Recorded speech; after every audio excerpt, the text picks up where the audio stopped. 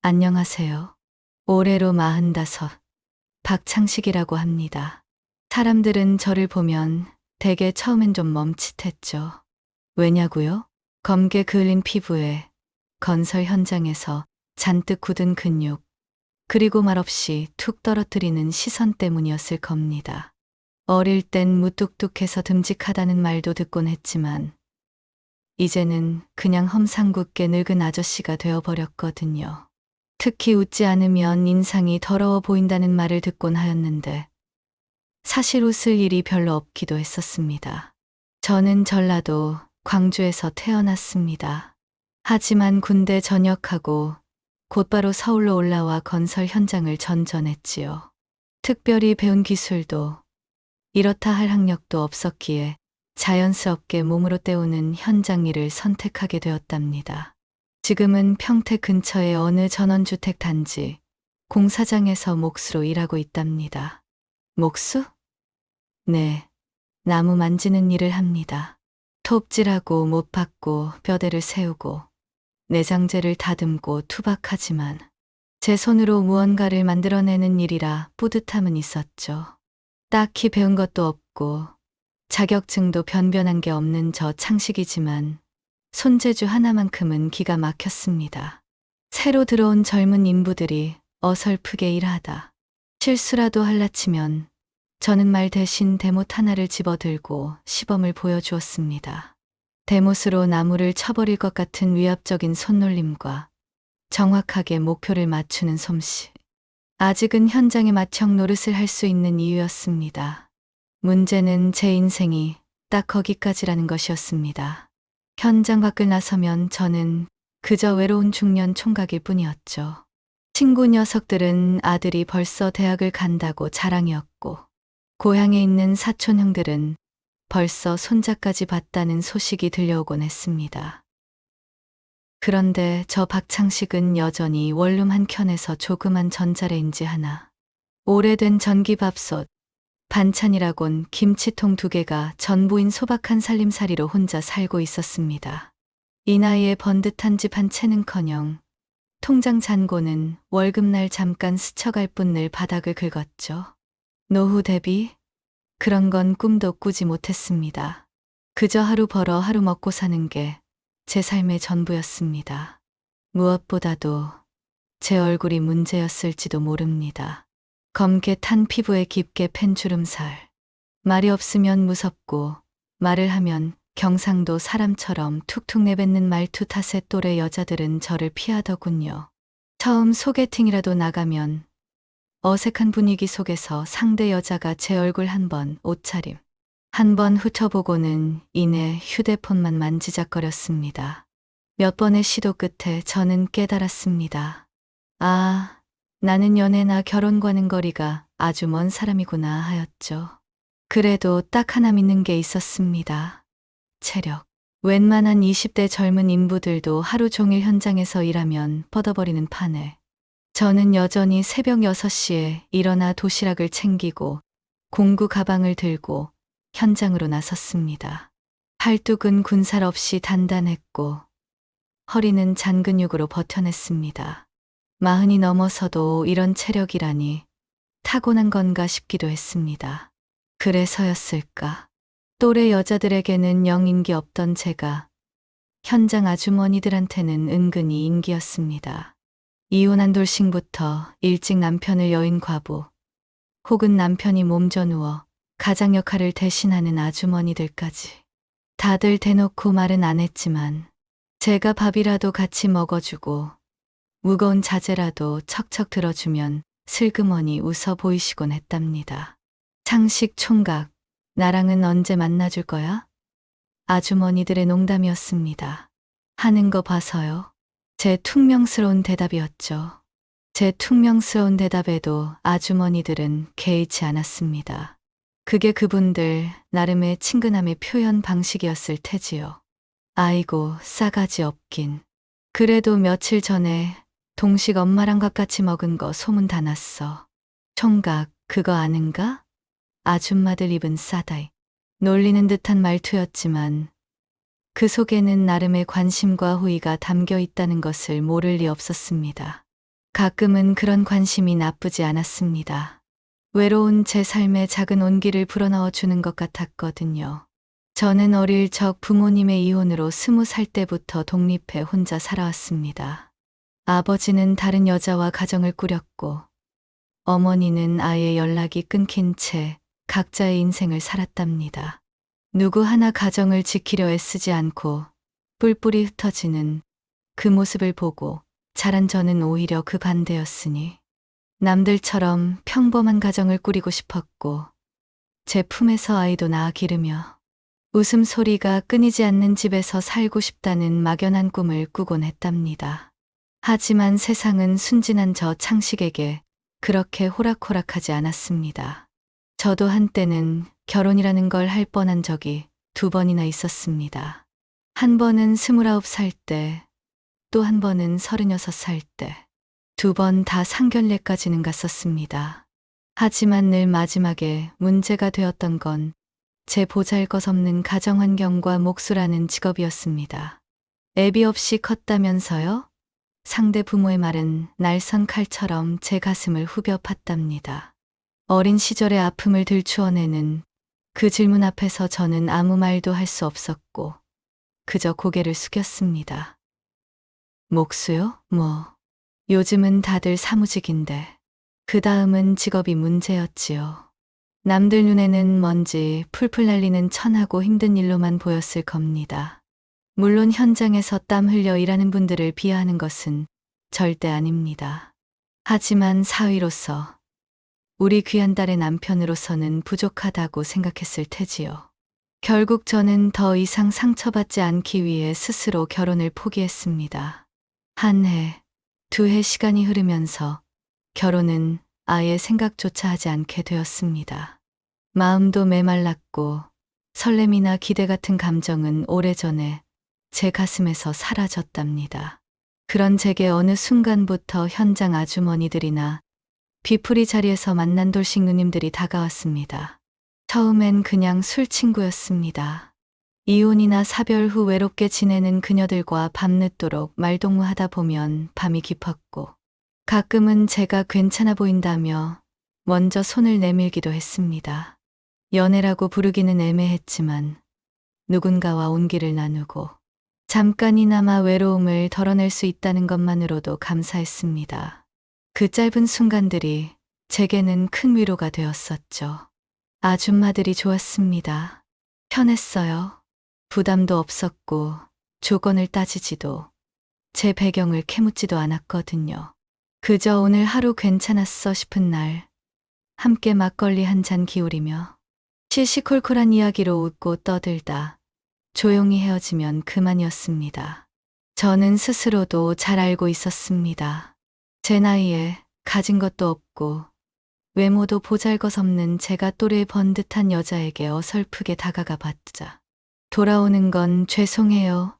아니면 제 스타일은 아닌 것 같아요. 같은 정중한 거절뿐이라는 것을요. 그에 반해 아줌마들은 달랐습니다. 이혼을 겪었든 남편을 먼저 떠나보냈든 그들 역시 세상의 쓴맛을 보고 상처를 안고 살아가는 사람들이었습니다. 그래서인지 사람을 볼 때 화려한 겉모습이나 배경보다 말 한마디의 온도와 행동의 진심을 먼저 봤습니다. 창식 씨는 참말이 없어. 근데 그게 좋아. 괜히 센 척 안 하니까. 총각, 말투가 느릿느릿하니 귀엽네. 내 전 남편은 맨날 쌍욕만 했는데 말이야. 그런 말을 들을 때면 저는 어딘가 묘하게 위로받는 기분이 들었습니다. 어릴 적부터 칭찬이라곤 별로 못 듣고 자랐는데 이런 따뜻한 말 한마디가 제 메마른 가슴 속에 톡 하고 떨어져 작은 울림이 되었답니다. 그렇다고 무조건 다 좋았던 건 아니었습니다. 가끔은 감정이 깊어져 들러붙으려는 사람도 있었습니다. 창식아, 나 내일 뭐 할 거 없는데 우리 같이 어디 갈래? 이렇게 가볍게 시작한 대화가 그냥 우리 같이 살아보는 건 어때? 이런 식으로 깊어질 때면 저는 슬쩍 발을 뺐습니다. 감정이 깊어지면 그만큼 상처도 깊어지는 법이니까요. 서로를 이해한 만큼 딱 거기까지 선을 지키는 것이 서로를 위한 길이라고 생각했습니다. 그래도 대체로 쿨했습니다. 관계에 대한 복잡한 기대 없이 그저 그 순간의 외로움을 함께 나누는 사이였으니까요. 좋았지. 그럼 됐지 뭐. 너도 외로운 거 알고 있었어. 우리 그냥 오늘 즐겁게 놀자. 저는 솔직히 그들에게 고마웠습니다. 저를 평가하거나 깎아내리지 않고 지금 있는 모습 그대로 받아주는 사람들이란 점에서 말입니다. 그런 만남들 속에서 저는 외로움을 달래고 세상이 아주 차갑지만은 않다는 것을 조금씩 배웠답니다. 비가 추적추적 내리는 날이었습니다. 창식이 사는 연립주택의 오래된 방충망 사이로 습기 찬 바람이 스며들고 창식은 이불을 덮은 채 천장을 멍하니 바라보고 있었습니다. 이틀 동안 비 예보가 있다는 소식에 현장도 쉬게 되었고 오랜만에 맞는 꿀맛 같은 휴일이었지요. 늦잠을 실컷 자고 있었는데 어디선가 시끄러운 고성이 들렸습니다.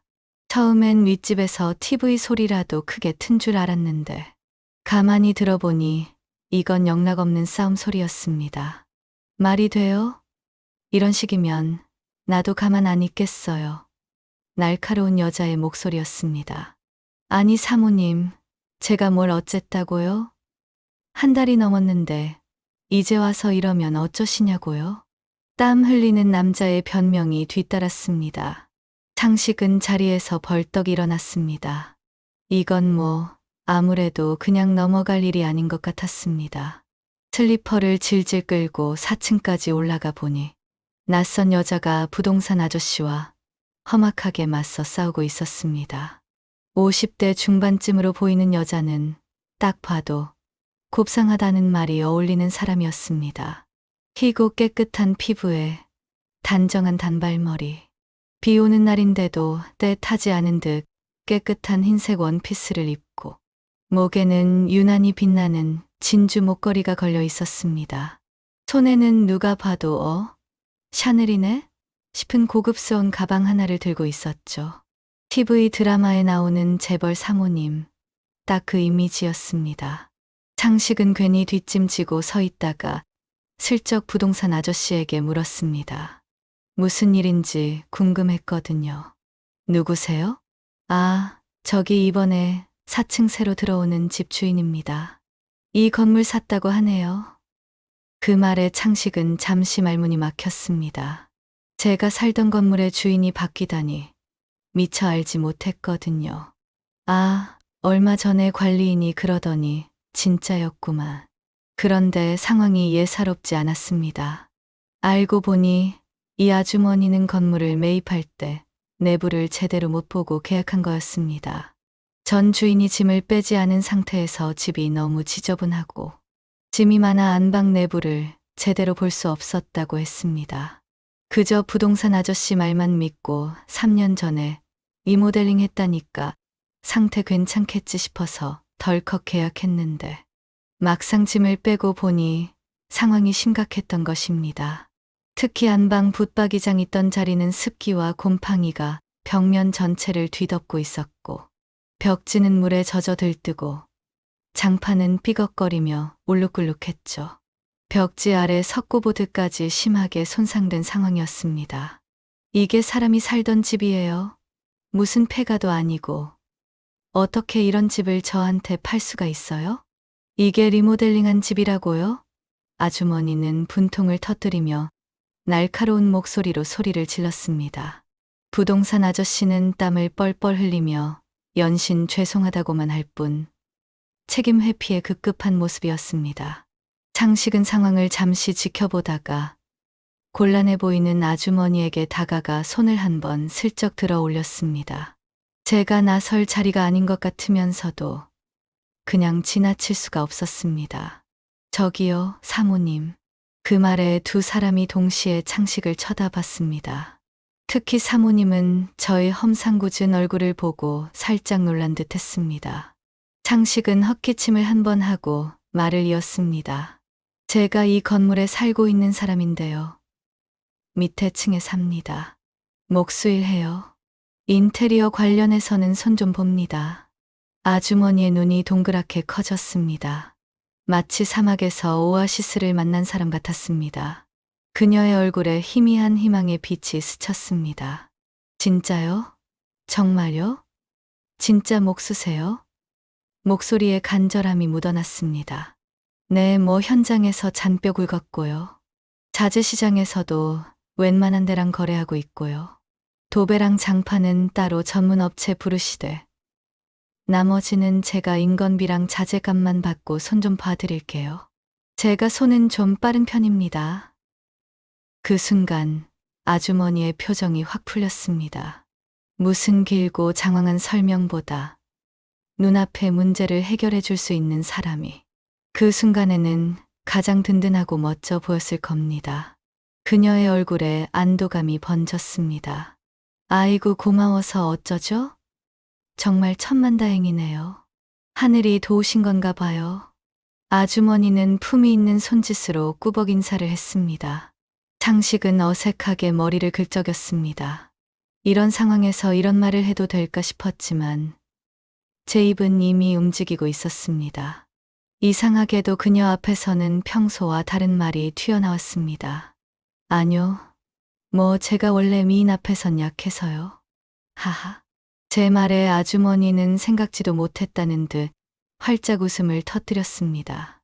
까르르 하는 웃음소리가 빗소리를 뚫고 들려오는 듯 참 맑고 예뻤습니다.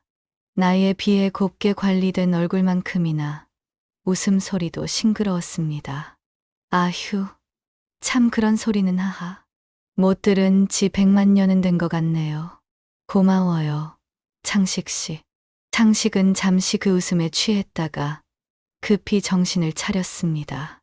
이런 사람과 농담을 주고받고 있다니 어색하면서도 묘한 기분이 들었습니다. 잊고 지냈던 종류의 설렘이었습니다. 그럼 뭐 일단 안방 상태부터 한번 자세히 보고 필요한 자재 리스트 만들어 드릴게요. 장 보듯이 싹 정리해 드릴 테니 그거 들고 도배나 바닥 공사 업체랑 조율하시면 됩니다. 제가 자재 좀 싸게 구해드릴 수도 있고요. 와, 정말 든든하네요. 창식 씨 덕분에 한시름 놓았어요. 제가 이 집에 들어오기도 전에 창식 씨한테 신세를 지게 생겼네요. 그쵸? 창식은 괜히 말끝을 흐리며 중얼거렸습니다. 그녀의 불안함이 조금이나마 해소된 것 같아 마음이 놓였습니다. 서로 같은 건물 살 건데요, 뭘. 어려울 때 돕고 살아야죠, 뭐. 그렇게 비 오는 날 창식과 이름 모를 사모님 오민정 씨와의 첫 만남은 시작되었습니다. 비는 여전히 추적추적 내리고 있었고 사모님은 계단을 내려가며 살짝 뒤돌아보더니 한마디 던졌습니다. 참, 이름이? 창식이요. 이창식입니다. 난 민정이에요. 오민정. 앞으로 잘 부탁드려요, 창식 씨. 그리고 그녀는 고급스러운 샤넬 가방을 들고 젖은 계단을 조심스레 내려갔습니다. 그 순간 창식은 이상하게 가슴이 콩닥콩닥 뛰기 시작하는 걸 느꼈습니다. 비 때문에 심란해서 그런가, 아니면 그녀 때문일까, 알 수 없었지만 메말랐던 제 감정의 샘에 물이 차오르는 듯 했습니다. 그 후 며칠 동안 저는 민정 씨의 집수리를 도왔습니다. 곰팡이 슬고 물먹은 벽을 뜯어내고 석고보드를 교체하고 기초 작업을 했습니다. 묵묵히 일하는 저에게 민정 씨는 따뜻한 차나 시원한 음료수를 가져다 주며 말을 걸어왔습니다. 리모델링이 제대로 안 되어 있었다는 사실에 다시 분통을 터뜨리기도 했지만 제 손으로 집이 조금씩 깨끗하게 고쳐지는 것을 보며 안도하는 눈치였습니다. 하루하루 변해가는 집을 보며 그녀의 얼굴에 생기가 돌기 시작했죠. 창식 씨, 정말 감사해요. 창식 씨 아니었으면 어쩔 뻔했어요. 복 받으실 거예요. 아닙니다, 민정 씨. 제가 할 줄 아는 일인데요, 뭘. 일당은 제대로 받고 있지 않습니까? 저는 극구 사양했지만 민정 씨는 인건비 외에 따로 식사나 간식을 챙겨주며 진심으로 고마워했습니다. 그녀의 진심 어린 고마움이 돈보다 더 와닿았습니다. 그 후로도 민정 씨는 종종 저를 찾았습니다. 이사 온 후 전등이 나갔다며 갈아달라고 하거나 보일러가 이상하다며 봐달라고 하거나 현관 비밀번호를 바꿨는데 기억이 안 난다고 할 때도 있었습니다. 처음에는 정말 작고 사소한 일들이었지만 시간이 흘수록 민정 씨는 좀 더 자주, 좀 더 다양한 이유로 저의 문을 두드렸습니다. 상식 역시 싫지 않았습니다. 오히려 기다리게 됐습니다. 민정 씨가 저를 필요로 하는 순간을, 누군가가 저 박창식이라는 사람을 필요로 한다는 감각을. 평생 혼자 살면서 그런 느낌은 거의 받아본 적 없었거든요. 현장에서야 제가 필요한 사람이었지만 그건 몫으로서의 필요였지. 인간 박창식을 필요로 하는 것은 아니었으니까요. 민정 씨는 저를 기술자이기 이전에 한 사람으로 대하고 존중해 주는 것 같았습니다. 어느 주말 늦은 오후 세탁실 호스가 또 빠져 물이 넘쳤다며 민정 씨에게서 연락이 왔습니다. 느지막이 일어나 배를 쓸어내리며 허기짐을 느끼던 참이었죠. 텅 빈 냉장고를 채울 겸 슬리퍼를 꿰어 신고 현관으로 향하던 찰나 딩동 익숙한 벨소리가 울렸고 모니터에 나타난 사람은 뜻밖에도 주인 아주머니 오민정 씨였습니다.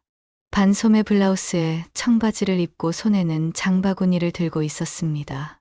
얼굴엔 밝은 미소가 감돌았고 왼쪽 팔에는 물기 묻은 장미색 고무장갑이 걸쳐져 있었습니다. 마치 막 설거지를 하다 나온 사람처럼 편안하고 자연스러운 모습이었어요. 창식 씨 잠깐만 시간 좀 괜찮으세요? 문을 열자 민정 씨가 먼저 인사를 건넸습니다. 아, 예, 민정 씨. 무슨 일이세요? 세탁실 호스가 또 빠졌나 봐요. 물이 넘쳐가지고 제가 하려다 도저히 안 되겠어서. 창식 씨 손 좀 빌릴 수 있을까요? 미안해요. 주말인데. 창식은 그 말을 듣자마자 집에 들어가려던 발을 돌려 민정 씨의 집으로 향했습니다. 이미 몇 차례 민정 씨의 집에서 고장난 가스레인지, TV 리모컨, 배터리 교체, 싱크대 하수구, 점검 등 자잘한 집안일을 도맡아 해주었던 터였으니 이제는 그녀의 집 구조와 어디에 공구통이 있는지까지 훤히 알 정도가 되었었죠.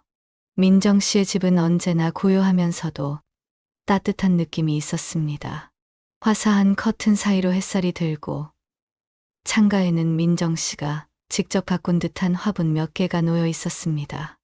은은한 비누향과 방향제 냄새가 섞여 나는 공간은 제 칙칙한 원룸과는 완전히 다른 세상 같았습니다.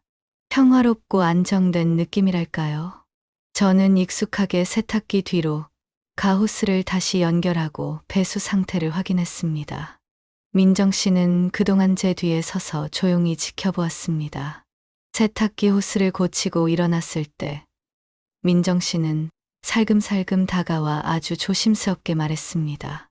마치 숨겨둔 이야기를 꺼내는 것처럼. 저 창식 씨 있잖아요. 정말 든든하세요.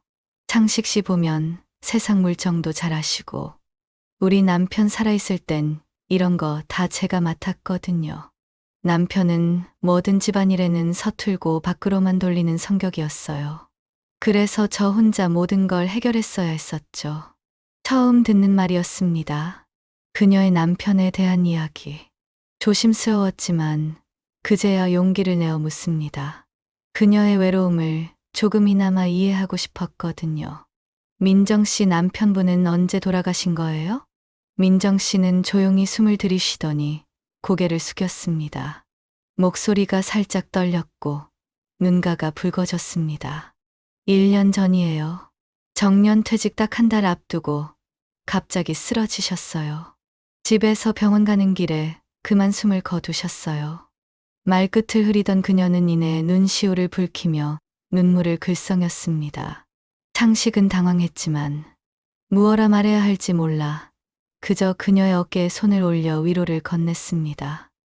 그때 민정 씨는 눈물을 훔치며 저에게 아주 작은 목소리로 중얼거렸습니다.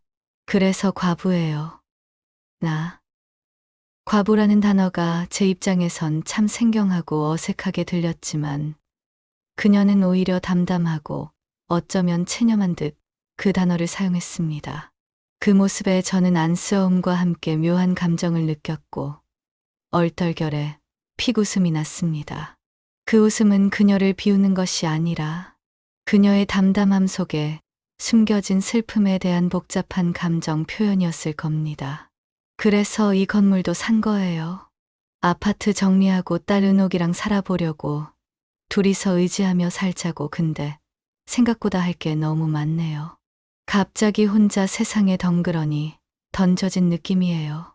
창식 씨 없었으면 정말 이 모든 걸 어떻게 감당했을까요? 집 고치는 것부터 시작해서 자잘한 일들까지. 민정 씨는 그 말 이후로도 종종 저를 찾았습니다.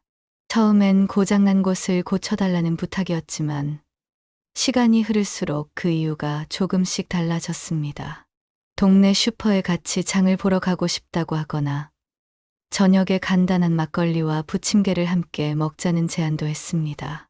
그녀의 삶 속 자잘한 일상에는 하나같이 저 창식의 손이 닿아 있었습니다. 창식 씨, 내일 보험 설계사가 온다는데 창식 씨도 같이 앉아만 있어 주면 안 될까요? 혼자 들으려니 괜히 무섭네요. 자동차 검사 기간인데 혹시 같이 가 주실 수 있으세요? 혼자 가면 괜히 바가지 씌울까봐 겁나요. 창식 씨, 이게 뭔지 아세요? 은행에서 뭐가 날아왔는데 봐도 모르겠어요. 저는 기꺼이 그녀의 부탁을 들어주었습니다. 마치 오래된 부부 같기도 했습니다. 어떤 설명도 필요 없는 편안함이 있었습니다. 어느 날 밤, 민정 씨의 집에서 간단하게 저녁 식사를 하고 있을 때였습니다.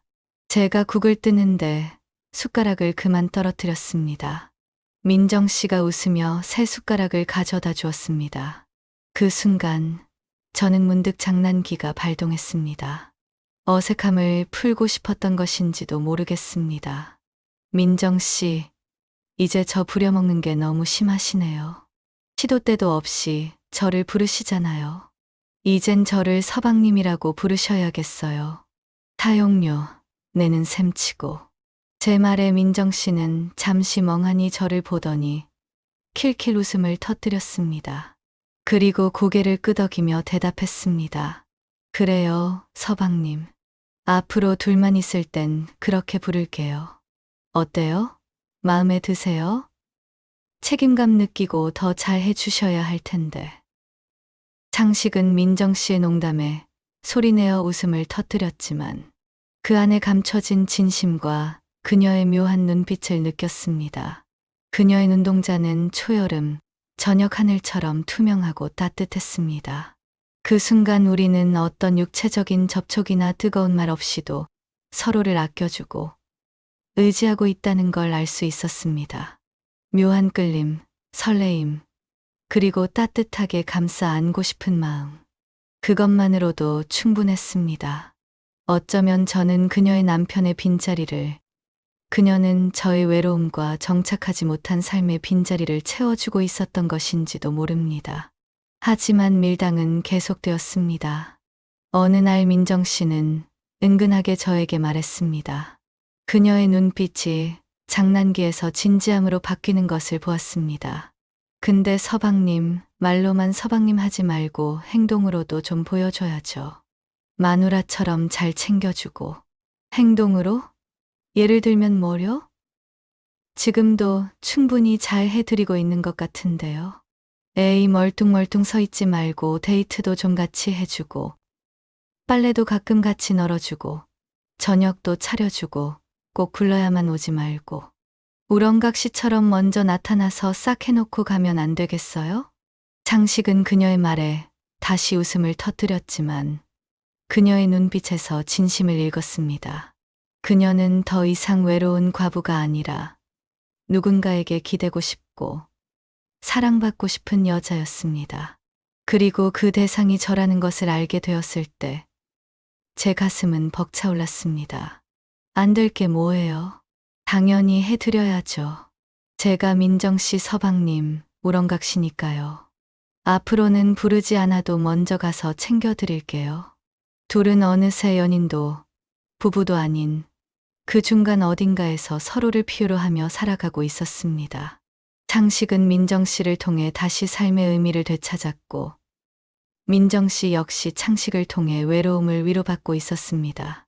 어쩌면 누군가의 빈자리를 채워주고 서로의 부족함을 채워주는 일은 대단하고 어려운 일이 아닐지도 모릅니다. 매일 문 앞에서 전해주는 따뜻한 반찬 하나, 간간히 들려오는 서방님이라는 장난스러운 목소리, 그리고 필요할 때 곁을 지켜주는 든든함.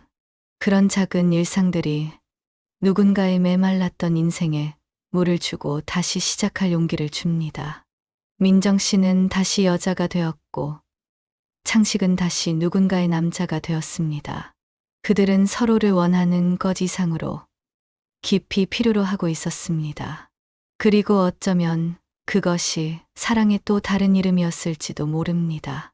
저는 조심스럽게 하지만 확실하게 그녀에게 마음을 열기 시작했습니다. 그렇게 민정 씨와의 관계가 묘하게 깊어지고 저는 그녀에게 조금씩 기댈 수 있게 되었으며 그녀 역시 저에게 의지하는 것이 자연스러워졌을 무렵이었습니다. 어느 날 밤 9시가 훌쩍 넘은 시간에 느닷없이 전화벨이 울렸습니다. 발신자는 민정 씨였습니다. 평소 같으면 이미 잠자리에 들었거나 조용히 하루를 마무리하고 있을 시간. 불안하고 상기된 목소리로 들려오는 그녀의 말은 제 정신을 아득하게 만들었습니다. 남편이 돌아가시고 홀로 남은 민정 씨에게는 세상에 딸 은옥이가 하나뿐이었습니다. 28의 늦둥이 딸이었죠.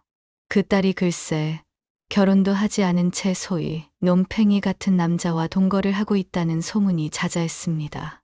민정 씨는 딸 때문에 속을 많이 끓였고 남편 상을 치른 지 벌써 1년이 다 되어 가는데 그동안 딸에게서 연락 한 통 없었다는 하소연을 저에게 하곤 했었습니다. 그런데 그 딸에게서 갑자기 연락이 왔다는 겁니다. 조금 전 그것도 산부인과로 가고 있다는 말과 함께 애를 낳는다니 이게 대체 무슨 날벼락 같은 소리입니까? 같이 살던 남자는 임신 사실을 듣고는 연락조차 끊어버렸고 결국 혼자서 아이를 낳게 되었는데 병원에서 보호자가 필요하다며 엄마인 민정 씨에게 연락이 왔다는 것입니다. 딸은 무섭다고 엄마가 같이 가달라고 했다고 했습니다. 민정 씨의 목소리는 불안과 당황, 그리고 딸에 대한 걱정으로 가득 차 있었습니다. 모든 사실이 너무나 황당했습니다. 아니, 도대체 무슨 이런 무책임하고 무계획적인 경우가 있단 말입니까? 갑자기 아이를 낳는다니. 그것도 보호자가 없어서 엄마를 부르고 그 엄마는 다시 저를 부르고 어이가 없다는 생각과 동시에 복잡한 마음이 들었습니다. 어쩌면 그 순간 두려움에 떨고 있는 민정 씨와 생사의 고통 앞에서 외로워할 딸 은옥이에게 든든한 남자 어른의 존재가 필요했는지도 모른다는 생각이 들었습니다. 복잡한 생각은 거기까지였습니다. 더 이상 따지고 물을 상황도 그럴 시간도 없었습니다. 민정 씨의 절박하고 불안한 목소리를 외면할 수 없었습니다. 제가 할 수 있는 일이 있다면 그녀를 돕는 것이었습니다. 어찌 되었든 가야만 하는 일이었습니다. 그렇게 총각인 제가 45의 나이에 처음 보는 건물주 아주머니의 딸을 위해 한밤중에 산부인과로 차를 몰아 달려갔습니다. 병원에 도착하니 민정 씨가 잔뜩 상기되고 불안한 얼굴로 병원 로비에서 저를 기다리고 있었습니다. 구급차에서 내려온 딸의 모습은 이미 분만실로 들어간 건지 미처 보지 못했죠. 민정 씨는 다짜고짜 제 손을 잡고 거의 끌다시피 병원 접수대로 향했습니다. 보호자 동의서, 입원 절차 서류 등등. 난생 처음 보는 복잡한 서류들에 제 이름 석자를 쓰고 사인을 했습니다. 보호자란에 제 이름을 적어 넣으면서 이게 대체 무슨 상황인지 다시 한번 실감했습니다. 내키지 않는 일, 하지만 어쩔 수 없이 해야만 하는 일. 책임감이라기보다는 그냥 눈앞에 민정 씨와 전화 속의 딸이 처한 절박한 상황을 외면할 수 없다는 일종의 연민 같은 감정이었을 것입니다. 그리고 민정 씨를 향한 제 마음도 당연히 한몫했겠죠. 그녀가 이렇게 힘들어하는데 제가 어찌 모른 척 집에서 편히 잠들 수 있었겠어요.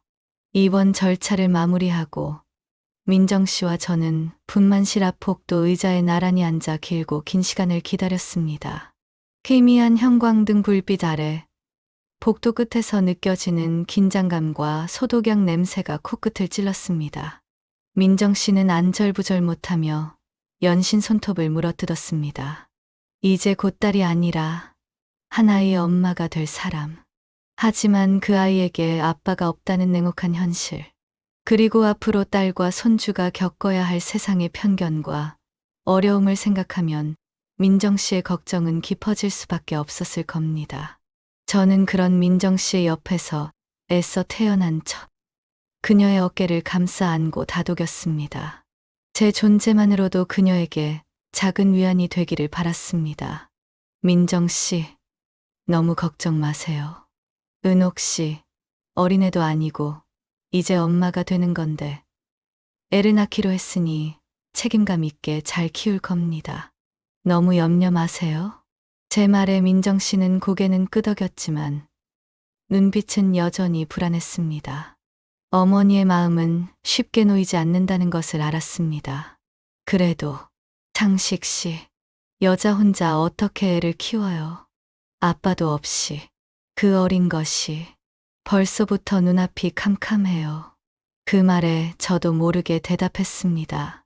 어쩌면 민정 씨를 안심시키고 싶었던 마음이었고, 어쩌면 제 스스로에게 다짐했던 말인지도 모릅니다. 민정 씨랑 제가 옆에서 도우면 되죠. 네, 민정 씨 혼자, 은옥 씨 혼자서 어떻게 다 감당하겠어요. 제가 있잖습니까? 제 대답에 민정 씨는 놀란 듯 저를 쳐다보았습니다. 그리고 이내 희미한 미소를 지었습니다. 그 미소에는 안도감과 함께 저에게 기대고 싶은 마음이 담겨 있는 듯 했습니다. 그리고 제가 민정 씨에게 가졌던 마음 때문에 그 미소는 더 큰 의미로 다가왔죠. 네? 창식 씨가요? 창식 씨가 뭘 어떻게 도와요? 창식 씨도 바쁘신데. 그럼요. 이제껏 제 도움 없이 민정 씨 혼자 한 게 뭐가 있다고 그래요. 하하. 제가 괜히 서방님이겠습니까? 일부러 농담처럼 가볍게 말하며 웃었지만 속으로는 저도 이게 무슨 말인가 싶었습니다. 내가 이 상황에 과연 내가 뭘 할 수 있을까? 그래도 제가 할 수 있는 최선을 다하겠다고 다짐했습니다. 그렇긴 해도 창식 씨, 딸아이까지 손주까지 케어해달라는 건 너무한 거잖아요. 창식 씨 인생도 있는데 이러면 정말 폐를 끼치는 건데. 민정 씨의 말에는 미안함과 조심스러움이 가득 배어 있었습니다. 당연한 반응이었습니다. 사실 저로서도 감당하기 버거운 일이었으니까요. 하지만 이미 입 밖으로 나온 말을 주워 담을 수는 없었습니다.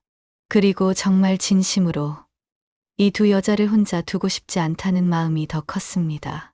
그들이 처한 상황이 너무 안쓰러웠고 제가 할 수 있는 일이 있다면 뭐든 제 힘이 닿는 데까지 해주고 싶었습니다. 아니요, 괜찮습니다.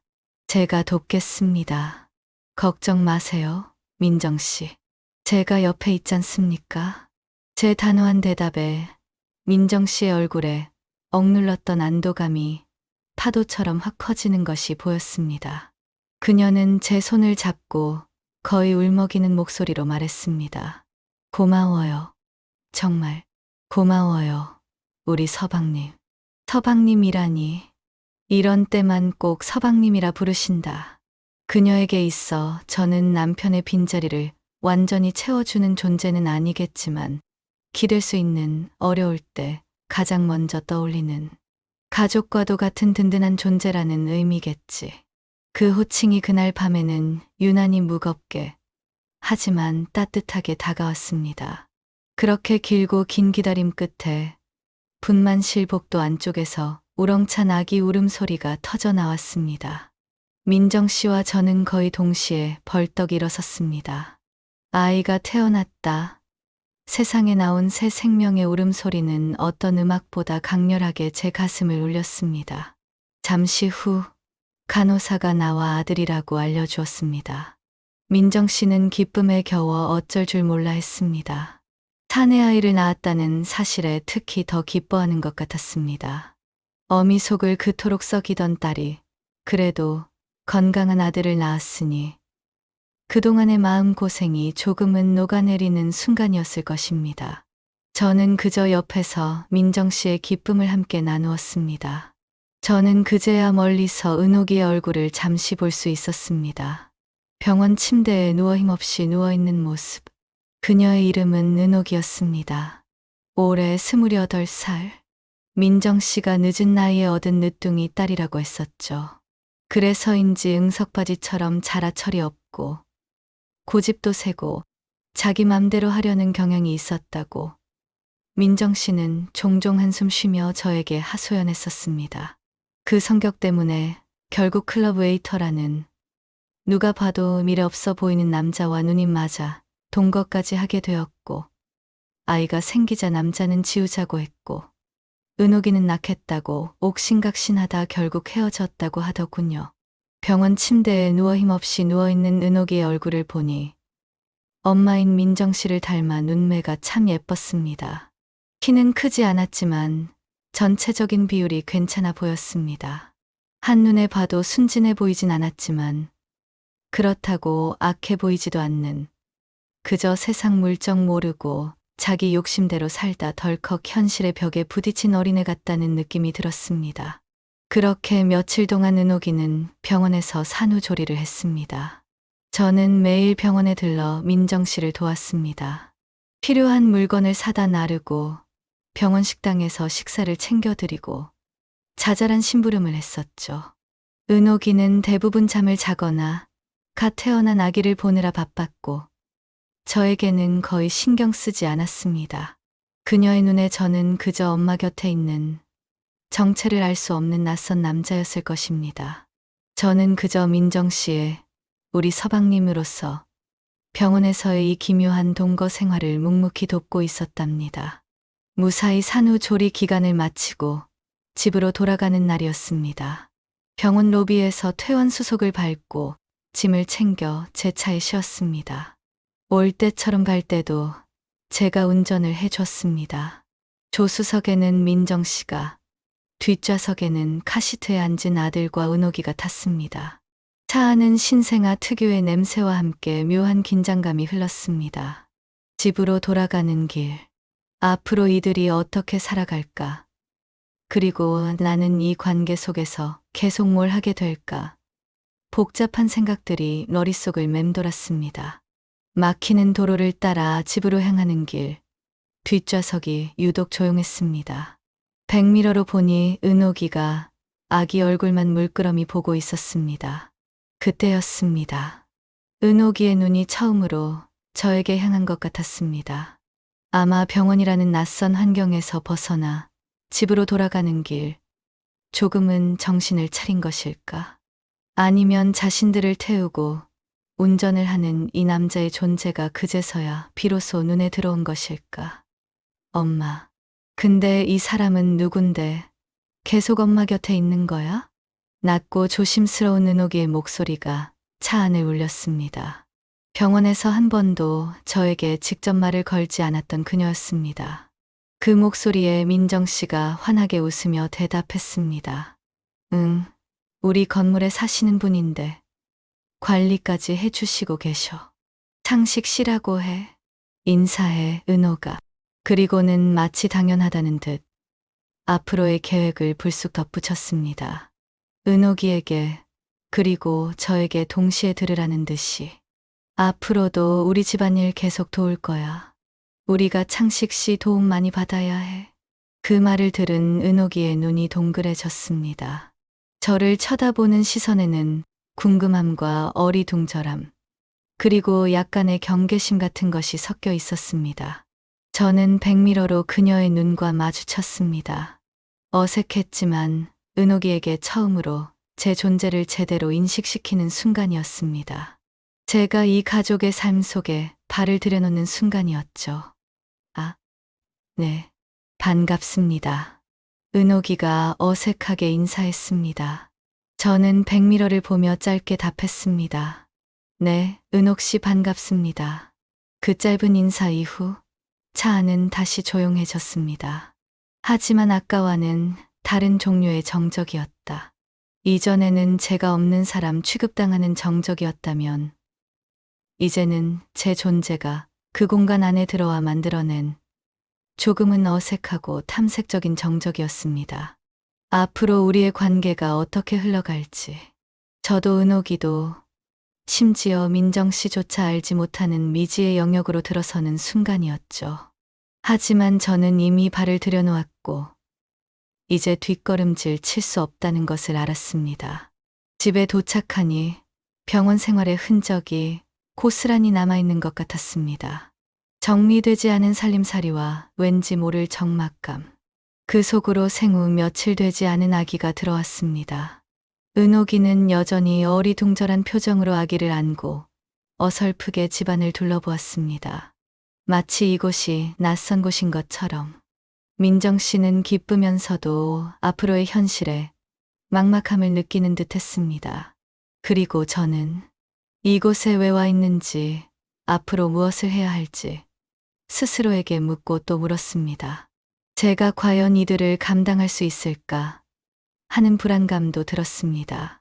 민정 씨는 산모와 아기가 쓸 방을 치우는 것을 도와달라고 부탁했습니다. 저는 묵묵히 소매를 걷어붙였습니다. 방을 쓸고 닦고 아기 침대를 조립하고 젖병 소독기를 설치했습니다. 제가 움직이는 동안 은옥이는 아기를 안고 그 모습을 지켜보거나 아기에게서 잠시도 눈을 떼지 못했습니다. 여전히 저에게 직접적으로 무언가 요구하거나 말을 거는 일은 거의 없었습니다. 저는 그저 묵묵히 제가 할 수 있는 일을 했습니다. 처음 며칠은 정말 정신이 없었습니다. 신생아는 시도 때도 없이 울었고 수유와 기저귀 갈기, 트림시키기의 반복이었습니다. 은옥이는 몸도 회복되지 않았고 육아는 처음이라 모든 것이 서툴렀습니다. 민정 씨가 옆에서 어떻게든 도우려 했지만 그녀 역시 체력이 예전 같지 않았습니다. 밤에는 아기 울음소리에 모두가 잠을 설쳤습니다. 제 집으로 돌아가도 잠을 설치긴 마찬가지였습니다. 아기 울음소리가 귓가에 맴돌고 눈앞에 은옥이와 민정 씨의 지친 얼굴이 아른거렸거든요. 저는 매일 아침 민정 씨 집에 들러 장을 봐오고 간단한 아침 식사를 차려주고 집안일을 도왔습니다.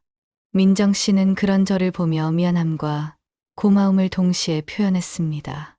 창식 씨, 정말 미안해 죽겠어. 우리가 창식 씨한테 폐를 너무 끼치는 것 같아. 창식 씨 쉬는 날인데. 아닙니다, 민정 씨. 제가 돕겠다고 처음부터 말씀드렸잖아요. 너무 신경 쓰지 마세요. 제가 좋아서 하는 일인걸요. 그나저나 은옥 씨는 좀 어때요? 몸은 괜찮대요? 힘들어 보이던데. 저는 일부러 은옥이의 안부를 물었습니다. 그녀가 조금씩 저에게 마음을 열어주기를 바라는 마음에서였습니다. 그녀는 여전히 저를 어려워하는 것 같았지만 조금씩 그 어색함이 옅어지는 것을 느꼈죠. 은옥이는 조금씩 아기 돌보기에 익숙해져 가는 것 같았어요. 서툴지만 아기를 안고 젖을 물리고 기저귀를 갈고 어설프게나마 트림을 시켰습니다. 그럴 때마다 저는 멀찍이서 그 모습을 지켜보았습니다. 때로는 은옥이가 막막해하거나 눈물 글썽이는 표정을 지을 때도 있었습니다. 그때 민정 씨가 나서서 이렇게 해라, 저렇게 해라 가르쳐 주었고 은옥이는 엄마의 잔소리에 짜증을 내기도 했습니다. 28살의 초보, 엄마와 60이 넘은 할머니의 육아 전쟁. 그 한가운데에서 저는 때로는 심판처럼, 때로는 조력자처럼 서 있었답니다. 하루는 은옥이가 아기를 안고 거실 소파에 앉아 멍하니 창밖을 보고 있었습니다. 아기는 새근새근 잠들어 있었고 은옥이의 얼굴에는 지친 기색과 함께 깊은 생각에 잠긴 듯한 그림자가 드리워져 있었어요. 그 모습이 너무 위태롭고 외로워 보였습니다. 마치 세상에 홀로 남겨진 아이 같았습니다. 저는 조용히 다가가 따뜻한 물 한 잔을 가져다 주었습니다. 물이라도 좀 마셔요. 얼굴이 많이 지쳐 보이네. 힘들면 힘들다고 말하고요. 제 목소리에 은옥이가 화들짝 놀라 고개를 돌렸습니다. 여전히 저를 보면 조금 어색해하는 기색이 역력했지만 이전처럼 경계심은 없었습니다. 그녀의 눈가가 촉촉했습니다. 아, 네. 감사합니다. 처음으로 저에게 직접적인 고마움을 표현한 순간이었습니다. 아주 작은 변화였지만 저에게는 큰 의미로 다가왔습니다. 그녀가 조금씩 저를 가족의 일원으로, 적어도 낯선 남자가 아닌 믿을 수 있는 존재로 받아들이고 있다는 신호 같았습니다. 그 후로도 저의 일상은 계속되었습니다. 아침에 일어나 제 집에서 간단하게 씻고 옷을 갈아입은 후 민정 씨 집으로 출근해 집안일을 돕고 점심 식사를 함께 하고 필요한 물건이 있으면 은옥이나 민정 씨를 대신해 장을 보러 나갔다 오고 저녁 때까지 아기 돌보는 것을 거들었습니다. 밤이 되면 제 집으로 돌아와 골아떨어졌습니다. 이게 제 일상이 될 거라고는 불과 몇 달 전만 해도 상상조차 못했던 일이었습니다. 한때는 평범한 가정을 꾸리고 싶다는 막연한 꿈도 있었지만 나이가 들면서 그런 생각조차 사치처럼 느껴졌었죠. 그런데 지금 저는 결혼은커녕 연애 한 번 제대로 해보지 못한 총각의 몸으로 남이 버린 아이와 그 아이의 엄마, 그리고 그 엄마의 엄마까지 거의 책임지고 있는 꼴이 되었답니다. 하지만 이상하게도 힘들다는 생각보다는 묘한 만족감과 책임감이 더 크게 느껴졌습니다. 아니, 육체적으로는 분명 힘들기도 했지만 그것보다 이 상황이 제 삶에 주는 의미가 더 컸습니다. 제가 아니면 이들이 어떻게 될까 하는 막막함. 그리고 제가 있음으로써 이들이 조금이나마 웃고 안정을 찾는 모습을 보는 기쁨.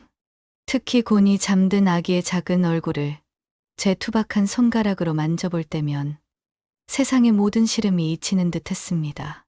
이 아이에게는 친아빠가 없지만 외롭지 않게 부족함 없이 자랄 수 있도록 제가 할 수 있는 모든 것을 해주고 싶다는 그런 말로 설명하기 어려운 책임감과 애정이 제 가슴 깊은 곳에서 생겨났습니다.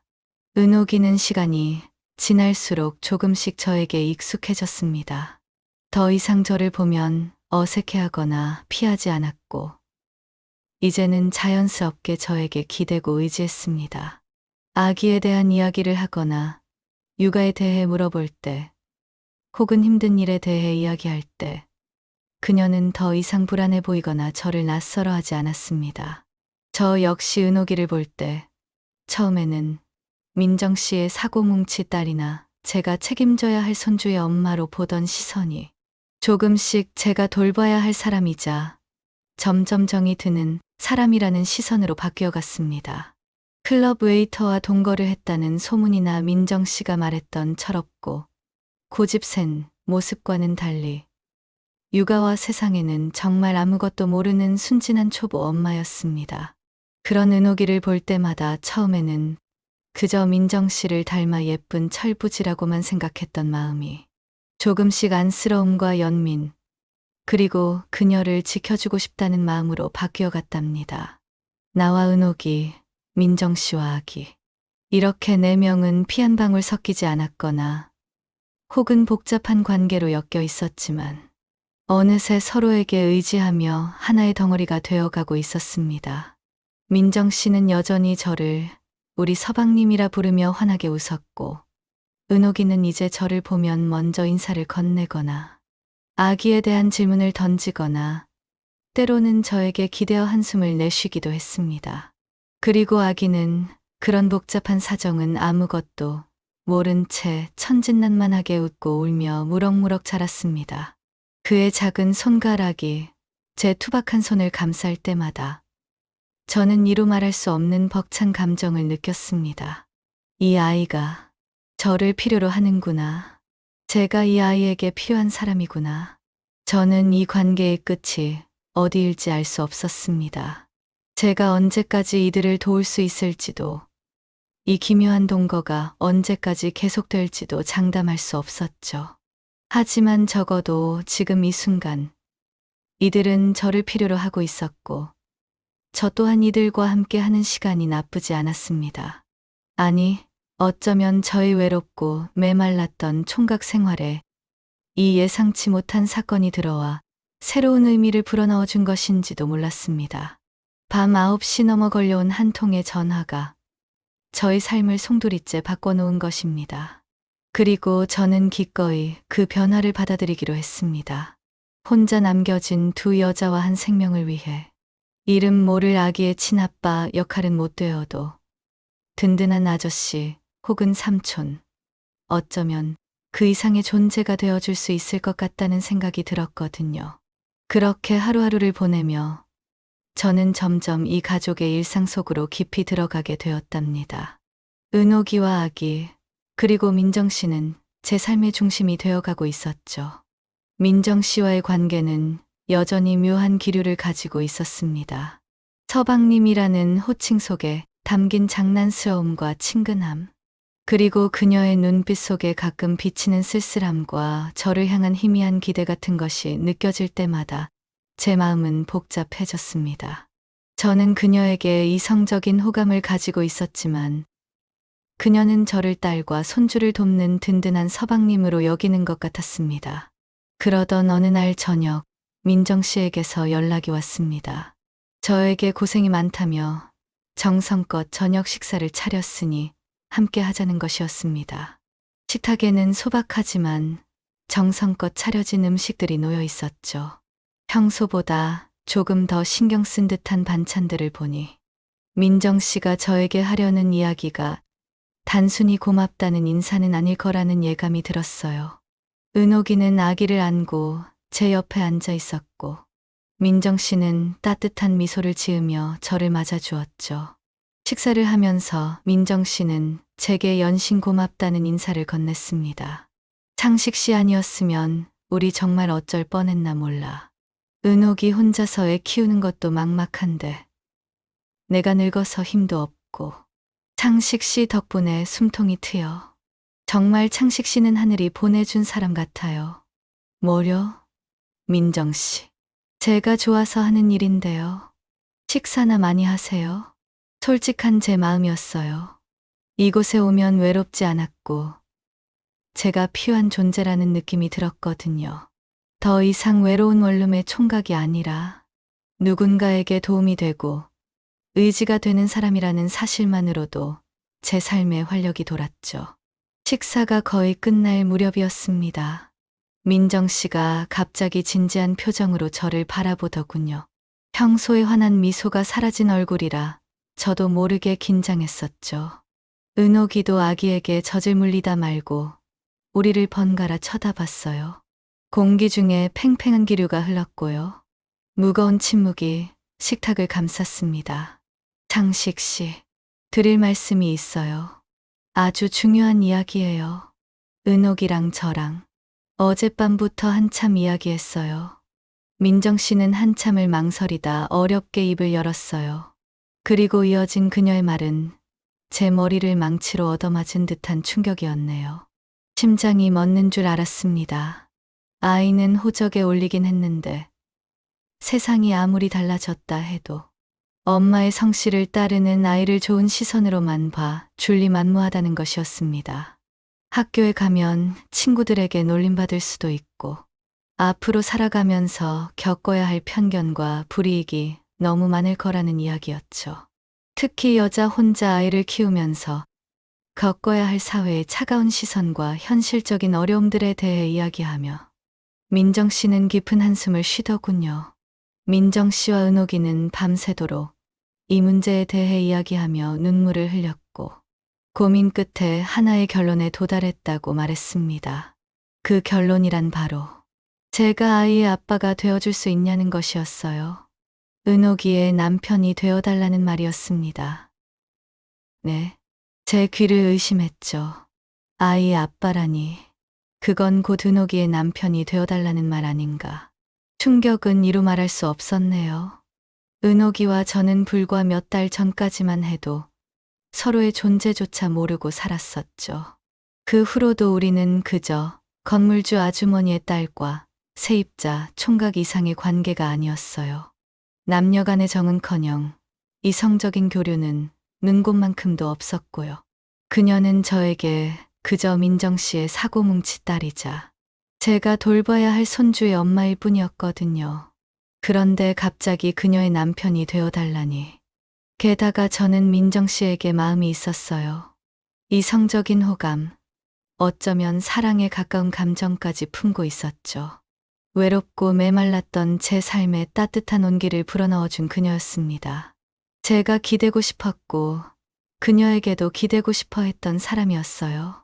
그런 민정 씨 앞에서 그녀의 딸과 결혼해달라는 제안을 듣는다는 것은 너무나 잔인하고 황당한 일이었죠. 제 얼굴이 사색이 되었을 겁니다. 숨조차 제대로 쉬어지지 않았습니다. 민정 씨, 진심이세요? 지금 무슨 말씀을 하시는 거예요? 제가 은옥 씨 남편이 되어달라는 말씀이세요? 겨우 목소리를 내뱉었죠. 제 목소리는 떨리고 있었죠. 이런 말도 안 되는 제안을 그녀가 저에게 한다는 사실이 믿기지 않았어요. 현실감이 없었네요. 민정 씨는 제 눈을 똑바로 보며 대답하더군요. 그녀의 눈빛은 흔들림이 없었고 어떤 단단한 결심 같은 것이 느껴졌습니다. 마치 자신의 감정은 이미 정리했다는 듯 모든 것을 내려놓은 사람의 눈 같았어요. 네, 진심이에요. 창식 씨. 우리 셋이 창식 씨랑 가족이 되고 싶어요. 진짜 가족이요. 가족이 되고 싶다니. 그 말이 저에게는 또 다른 의미로 다가왔죠. 그녀 역시 저에게 가족이 되고 싶어 했다는 건가. 하지만 그 가족의 의미가 제가 생각했던 것과는 너무도 달랐어요. 제가 꿈꿨던 가족은 그녀와의 가족이었는데 그 꿈은 그녀의 손으로 산산조각이 나 버렸죠. 그럼 민정 씨, 우리 사이는요? 민정 씨랑 저랑은요? 나도 모르게 물었습니다. 우리 사이가 정확히 무엇을 의미하는지 그녀는 알았을 것이다. 제가 그녀에게 품고 있던 감정을, 그리고 어쩌면 그녀도 저에게 조금은 마음이 있었을지도 모른다는 작은 기대를, 그 희미한 가능성을 그녀에게 마지막으로 확인하고 싶었습니다. 민정 씨의 얼굴에서 미안함과 깊은 슬픔이 스쳐 지나갔어요. 그녀의 눈가가 다시 붉어졌습니다. 하지만 이내 그녀는 깊은 숨을 내쉬고 다시 단호한 표정을 지었죠. 자신의 감정보다 더 중요한 무언가를 선택하려는 듯 했어요. 딸과 손주의 미래, 그것이 그녀의 전부였으니까요. 창식 씨, 미안해요. 창식 씨한테 미안한 마음 왜 없겠어요? 하지만 저보다 은옥이가 먼저고 은옥이가 먼저 창식 씨한테 이 제안을 했어요.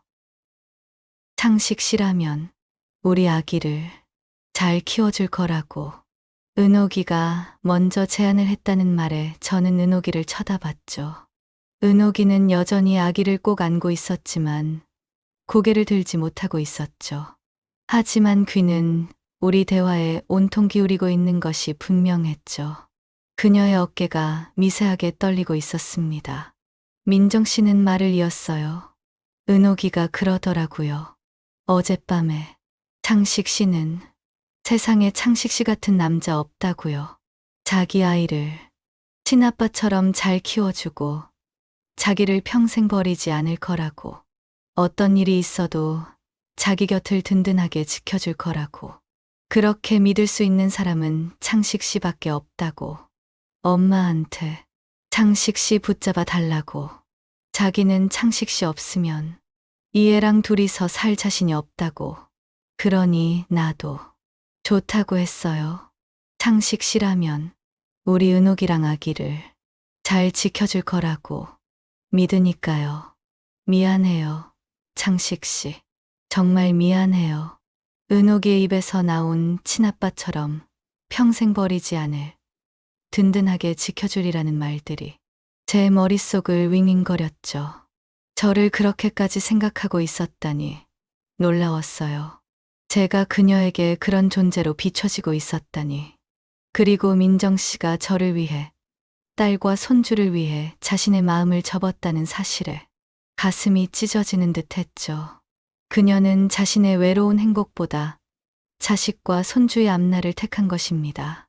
그녀는 은옥이의 제안을 듣고 저라는 사람이 은옥이와 아이에게 얼마나 든든하고 믿음직한 존재가 되어줄 수 있을지를 계산했죠. 그리고 그것이 자신과의 관계를 발전시키는 것보다 훨씬 더 중요하다고 판단한 것입니다. 그녀의 모정은 제 상상 이상으로 깊고 강했습니다. 그때서야 알았어요. 그녀는 딸과 손주를 위해 저를 포기한 것입니다. 제가 그녀에게 가질 수 있었던 유일한 가능성, 작게나마 피어나려던 희망을 그녀 스스로 끊어낸 것이었죠. 믿을 수 없는 현실이었네요. 제가 사랑했던 여자는 저를 다른 여자에게 주었어요. 그것도 자신의 친딸에게. 배신감이나 분노보다는 그녀의 깊은 모정에 대한 경외심과 동시에 제 가슴 깊은 곳에서 느껴지는 채워지지 않는 허탈감이, 그리고 슬픔이 밀려왔죠. 마치 심장이 텅 비어버린 듯한 느낌이었어요. 하지만 이상하게도 화가 나거나 이 상황을 거부하고 싶다는 생각보다는 민정 씨와 은옥이가 처한 상황에 대한 연민과 이 아이에게 아빠가 되어줘야 한다는 책임감이 더 크게 다가왔어요. 민정 씨와 은옥이의 말이 옳다고 생각했죠. 이 아이에게는 안정적인 가정이 필요했습니다. 사회의 차가운 편견 속에서 떳떳하게 살아갈 아빠의 이름이 필요했어요. 그리고 은옥이에게도 혼자서는 감당할 수 없는 현실 속에서 기댈 수 있는 든든한 버팀목이 필요했거든요. 은옥이의 말처럼 제가 그런 존재가 될 수 있을까? 자신은 없었지만 해낼 수 있을 것 같다는 책임감이 불쑥 고개를 들었죠. 버려진 아이와 그의 엄마를 외면하는 것은 부모에게 버려졌던 제 어린 시절의 아픔을 외면하는 것 같았죠. 저 역시 외로웠고 기댈 곳이 필요했던 아이였으니 말입니다. 민정 씨가 저를 위해 자신의 마음을 접었, 저 또한 그녀를 위해, 그리고 이 안쓰러운 가족을 위해 다른 선택을 해야 할 때가 온 것 같았어요. 제가 꿈꾸던 방식의 가족은 아니지만 이들에게 제가 필요한 존재라면, 제가 되어줄 수 있는 아빠이자 남편의 역할이 있다면, 그것이 제 삶의 새로운 의미가 될 수 있다면, 저는 깊은 한숨을 내쉬었죠. 그리고 아기를 안고 있는 은옥이를 쳐다봤어요.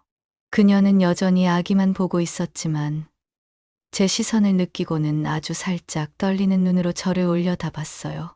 그녀의 눈빛에는 불안함과 기대, 그리고 저에게 모든 것을 맡기려는 듯한 절박함이 뒤섞여 있었죠. 그녀의 눈은 맑았고 어딘가 순수해 보이기까지 했죠. 저는 비현실적인 상황 속에서 할 수 있는 가장 현실적인 대답을 해야 했습니다. 제 인생을, 그리고 앞으로 세 사람의 인생을 결정할 대답. 심장이 터질 것 같은 긴장감 속에서 저는 입을 열었습니다. 알겠습니다. 민정 씨, 은옥 씨, 제가 아빠가 되겠습니다. 그리고 남편이 되겠습니다. 그 말에 민정 씨의 얼굴에 억눌렀던 안도감이 파도처럼 밀려왔어요. 그녀는 손으로 입을 가리고 흐느꼈죠. 그녀의 눈에서 기어이 눈물이 흘러내렸어요. 안도의 눈물인지 미안함의 눈물인지 알 수 없었지만 그녀의 진심만은 느껴졌죠. 은옥이는 천천히 고개를 들어 저를 봤어요. 그녀의 눈빛에는 여전히 복잡한 감정이 뒤섞여 있었지만 이전의 불안감은 사라지고 약간의 희망과, 그리고 저에 대한 깊은 신뢰 같은 것이 비치는 듯 했죠. 그녀는 작게 고개를 끄덕였죠. 그렇게 저는 단 한 번도 상상조차 해본 적 없는 방식으로 한 가정의 가장이 되었죠. 사랑했던 여자의 딸과 결혼하고 피 한 방울 섞이지 않은 아이의 아빠가 되기로 했어요. 저의 외롭고 평범했던 총각 인생은 그날 저녁 식사 자리 이후 완전히 다른 궤도로 진입했죠. 마치 거대한 운명의 소용돌이에 빨려 들어간 것 같았어요. 우리는 성대한 결혼식 같은 것은 올리지 않았죠. 그럴 상황도 아니었고, 그럴 필요도 느끼지 못했죠. 은옥이에게는 상처뿐인 과거였고, 저에게는 시작부터 묘한 관계였어요. 그저 며칠 뒤 구청에 가서 조용히 혼인신고만 했어요. 법적으로 저는 은옥이의 남편이 되었고, 아기의 아빠가 되었죠. 우리의 결혼 생활은 그렇게 세상 가장 비현실적인 방식으로 시작되었죠. 드라마나 영화에서 보던 로맨틱한 시작과는 거리가 멀었죠. 어색했고 조심스러웠죠. 하지만 우리는 서로의 역할을 인정하고 그 역할을 해내기 위해 노력했죠. 은옥이는 아내로서, 저는 남편이자 아빠로서. 처음에는 어색했지만 서로에게 필요한 존재라는 사실만으로도 묘한 안정감이 생겨났습니다. 처음 몇 달은 정말 어색하고 힘든 적응 기간이었어요. 은옥이는 여전히 육아에 서툴렀고 저는 아빠 역할에 익숙해져야 했죠. 밤에 아기가 울면 저는 거의 반사적으로 벌떡 일어나 은옥이를 도왔습니다. 기저귀 가는 법, 분유 타는 법, 아기를 안고 재우는 법. 이 모든 것을 은옥이와 함께 배우거나 민정 씨에게 배웠습니다. 민정 씨는 첫 손주를 살뜰히 챙기며 우리 부부를 도왔죠. 은옥이에게 잔소리도 하고 저에게는 고맙다고 하셨어요. 우리는 그렇게 함께 아이를 키우며 서서히 가족이라는 이름에 익숙해져 갔습니다. 한 집에서 살을 부비며 같은 아이를 돌보며 우리는 서로에게 조금씩 물들어갔습니다. 은옥이는 더 이상 저를 어색해하거나 어려워하지 않았죠.